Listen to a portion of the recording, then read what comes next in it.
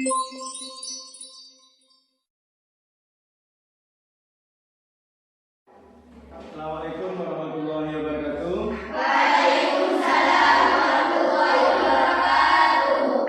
Mari kita sebelum mulai pembelajaran pada kesempatan pagi hari ini, kita awali dengan membaca doa bersama-sama dulu. Ayo mulai, bismillah. Bismillahirrahmanirrahim.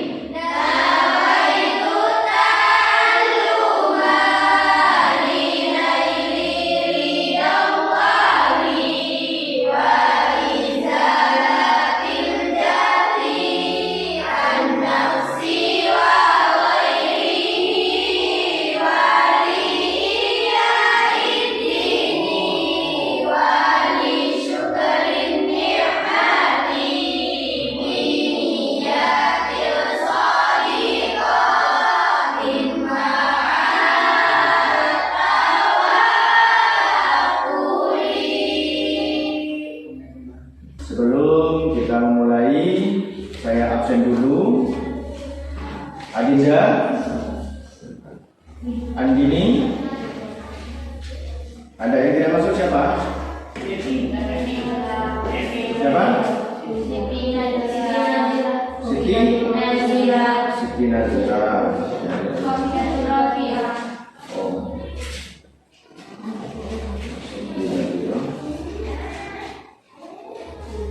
Siti siapa lagi?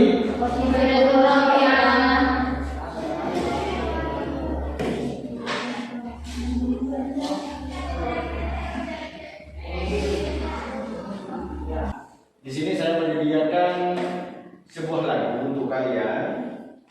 Kita nyanyi bersama, yaitu menyanyi tentang profil Pancasila dengan harapan supaya tertanam profil pelajar Pancasila dalam hati kita dan kita terbiasa dengan akhlak yang mulia, berkebinekaan global, mandiri, bergotong royong, bernalar kritis dan kreatif.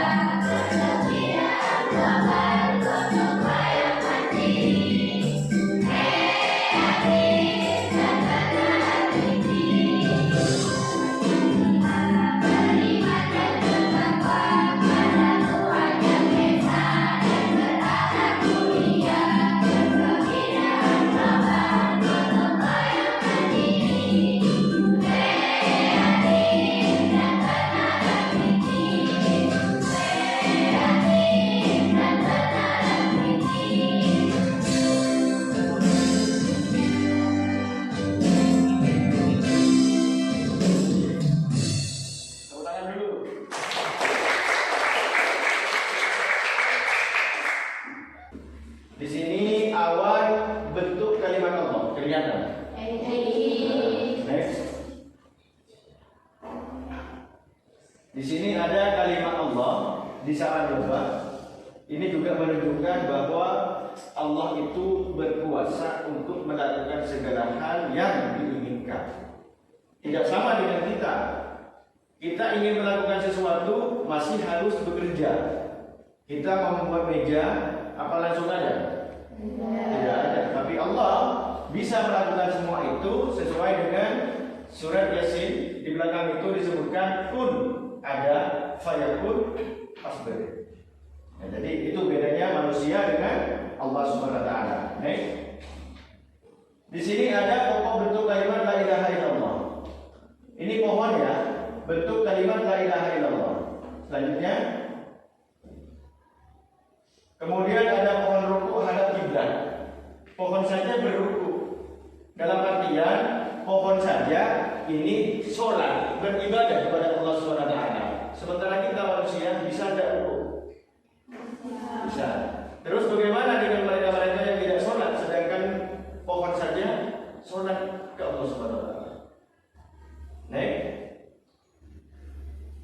Ini batu terapung hadap kiblat waktu maghrib. Jadi batu ini kalau tidak maghrib tidak menghadap ke kiblat, mundur ke sini. Ketika sudah kembali pas maghrib, batu ini bergeser menghadap kiblat. Dalam artian nyembah, beribadah juga kepada Allah Subhanahu wa taala. Terus di sini ada bayi dua kepala. Jika Allah menghendaki, tentunya bisa juga satu bayi itu mempunyai tiga kepala. Kita punya kepala berapa? Satu. Kita bersyukur pada Alhamdulillah. Next. Nah ini sejak kecil dia satu badan, kaki normal, tangan normal, cuma kepala aja. Bagaimana kalau seandainya kita seperti itu? Next. Kemudian di sini tidak punya apa-apa, kaki tidak ada, sehingga kedua tangan yang menjadi kaki untuk berjalan. Kaki kita masih lengkap, tangan-tangan kita masih lengkap, layaknya manusia normal. Alhamdulillah. Good. Nah ini kembar siam Indonesia lahir normal. Normal, tidak ada kendala. Lanjutnya, ini bayi terkecil sehingga dengan telapak tangan hanya seperti itu kecilnya, kan? Hakikat kekuasaan adalah nikmat dari Allah Subhanahu wa taala dalam apa kamu ini. Jika kalian pernah menemukan ini, KBBI adalah singkatan dari Kamus Besar Bahasa Indonesia. Disebutkan kekuasaan merupakan kemampuan individu atau sekelompok orang untuk menguasai individu atau kelompok lainnya yang didasarkan pada wibawa, wewenang, karisma atau kekuatan fisik. Jadi kekuatan seseorang, kekuatan kita, kalian punya kekuatan. Anggaplah saya misalkan menjadi seorang kepala desa. Jadi saya bisa berbuat apa saja kepada rakyat saya. Tapi dalam Al-Quran tidak dibenarkan demikian. Maka kita selaku orang yang berkuasa, maka kita harus menjalankan amanah sesuai atau mengacu berpedoman pada Al-Quran dan hadis. Kekuasaan kita sendiri secara per individu ditampakkan oleh Subhanahu wa taala. Apa contoh salah satu kekuasaan kita? Kita bisa berjalan. Kita bisa mengangkat satu kaki, ya kan? Tapi kita tidak kuasa untuk mengangkat kedua kaki. Ada yang bisa mengangkat kedua kaki? Tidak bisa. Itu menunjukkan bahwa manusia tidak kuasa dalam berbagai hal. Tapi beda dengan Allah Subhanahu wa taala di sini. Allah ini apapun yang dikehendaki. Sama dengan halnya gambar-gambar yang sudah kita sajikan. Ada manusia, ada bebatuan yang sujud pada saat maghrib, dan juga pepohonan yang berruku. Itu semua menunjukkan bahwa semua yang diciptakan oleh Allah Subhanahu wa taala itu hakikatnya beribadah juga kepada Allah. Selanjutnya di sini disebutkan dalam surat Fussilat surat ke-41 ayat 37. Wasjudu lillahi alladzi khalaqahum wa in kuntum iyyahu ta'budun. Dan sujudlah kepada Allah yang menciptakan makhluk. Makhluk tersebut jika hanya kepadanya kalian menyembah. Apa artinya? Dan sujudlah kepada Allah yang menciptakan menciptakan makhluk-makhluk tersebut jika hanya kepadanya kalian menyembah. Wa ma khalaqtul jinna wal insa illa liya'budun. Itu artinya saya tidak menciptakan jin dan manusia itu untuk bersenda gurau di dunia. Illa liya'budun. Apa artinya? Kecuali untuk beribadah. Ibadah ini bukan hanya bertumpu pada sholat, bukan hanya itu. Puasa, bukan hanya itu. At-tabassama shadaqatun, orang tersenyum juga ibadah. Di samping itu mengambil duri di jalan juga ibadah. Jadi banyak rangkaian-rangkaian ibadah yang harus kita lakukan apabila kita berpedoman pada Al-Quran dan hadis. Nah, sekarang kita beralih pada pengertian rahmat Allah. Rahmat apa? Anugerah yang bersifat positif yang dapat dirasakan oleh makhluk, dan karena rahmat Allah tidak hanya menyentuh satu pihak. Ar-Rabi' Al-Asfani berpendapat bahwa rahmat ialah belas kasih yang menuntut kebaikan al-ihsan kepada yang dirahmati. Jadi rahmat adalah kasih sayang Allah terhadap seluruh makhluk ciptaannya, baik dari segi kemurahan rezekinya yang diberikan oleh kita. Nah, kemudian apa rahmat? Rahmat adalah kasih dan sayang. Kalau kita tidak mempunyai rahmat dari Allah Subhanahu wa taala, tentunya kita tidak akan di sini. Salah satu contoh, kita ada di sini juga merupakan contoh salah satu kenikmatan rahmat Allah yang diberikan kepada kedua orang tua kita, sehingga kedua orang tua kita itu berharap bahwa kita setelah keluar dari pondok pesantren ini, dari MTS Hadi Prom ini, kelak kita menjadi manusia yang multidimensi. Nah, kemudian katakanlah kepunyaan Allah, Dia telah menetapkan atas dirinya kasih sayang. Dia sungguh akan menghibur kami pada hari kiamat yang tidak ada keraguan padanya. Orang-orang yang melakukan dirinya, mereka itu tidak lebih. Kita tidak kita tidak anggaplah kita masih tidak sampai pada masanya Rasulullah. Kita bukan sahabat Rasulullah, tapi umat Rasulullah. Tapi berkah keimanan yang kita punya, kita masih tetap menjalankan semua perintah yang diberikan oleh Allah Subhanahu wa taala. Kita sholat dengan keyakinan. Keyakinan ini apa? Salah satu bentuk dari keimanan kita. Selanjutnya, nah kemudian dari pembentukan totalitas kepribadian Nabi Muhammad yang mencakup ucapan, sikap dan perbuatan sebagai rahmat adalah demi menyamakan ajaran beliau dan Islam sebagai rahmatan lil alamin.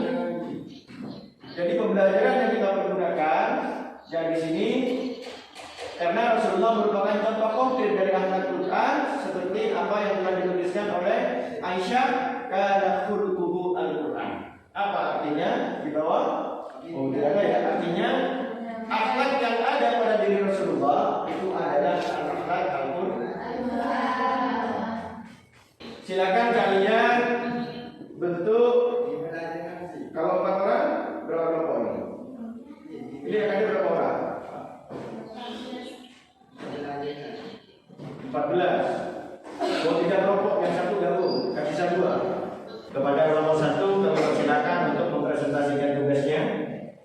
Assalamualaikum warahmatullahi wabarakatuh. Waalaikumsalam warahmatullahi wabarakatuh. Kami dari kelompok 1 akan mempresentasikan tugas kami yang berkaitan dengan ayat berisi perintah. Akan dalam Al-Quran sebagaimana firman Allah dalam surat An-Nahl ayat ke-65. A'udzu billahi minasy syaithanir rajim. Bismillahirrahmanirrahim. Wallahu anzala minas samaa'i maa'an fa ahya bihi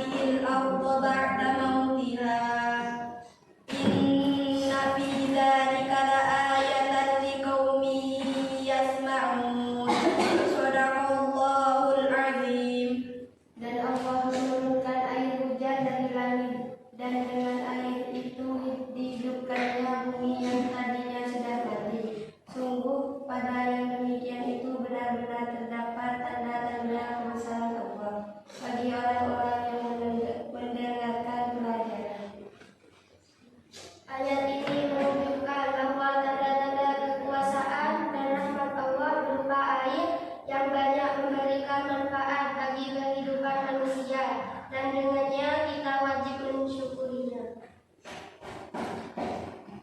Silakan, ada yang mau bertanya? Silakan. Apa tanda-tanda atas kebesaran Allah SWT? Allah menurunkan air hujan dari langit dan dengan air itu dihidupkannya bumi yang tadinya sudah mati. Dari hasil presentasi itu Mengetahui tentang Kebesaran Allah. tentang kebesaran dan kekuasaan rahmat Allah. Salah satu contoh dalam surat An-Nahl ini, dan Allah menurunkan air hujan dari langit dan dengan air itu dihidupkannya bumi yang tadinya sudah mati. Sungguh pada yang demikian itu benar-benar terdapat tanda-tanda kebesaran Allah bagi orang-orang yang mendengarkan atau belajar. Dari sini air yang kita punya, dengan akal sehat kita, dengan akal pikiran kita, dengan mengagungkan kekuasaan Allah, tentunya air yang kita punya tidak disalahgunakan. Bagaimana kalau kita kehabisan air, mau mandi tidak ada, mau ambil wudhu tidak ada, mungkin bisa tayamum. Tapi kalau untuk diminum tidak ada, bagaimana dengan kondisi kita? Paham ya?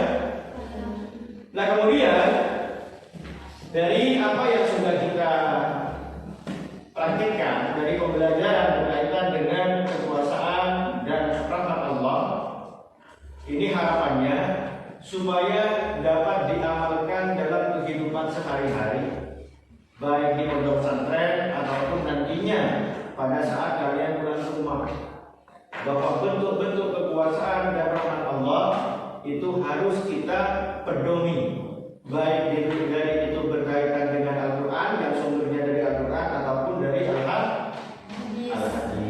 Ada pertanyaan? Tidak ada. Kalau tidak ada, mudah-mudahan apa yang kita pelajari pada kesempatan hari ini dapat tertanam dalam jiwa raga kita sehingga dapat diaplikasikan atau dapat diterapkan dalam kehidupan sehari-hari, dan mudah-mudahan ilmu yang kita peroleh mulai dari awal sampai akhir dijadikan ilmu yang barokah, manfaat di dunia wal akhirah. Mari kita sebelum kita tutup kita berdoa.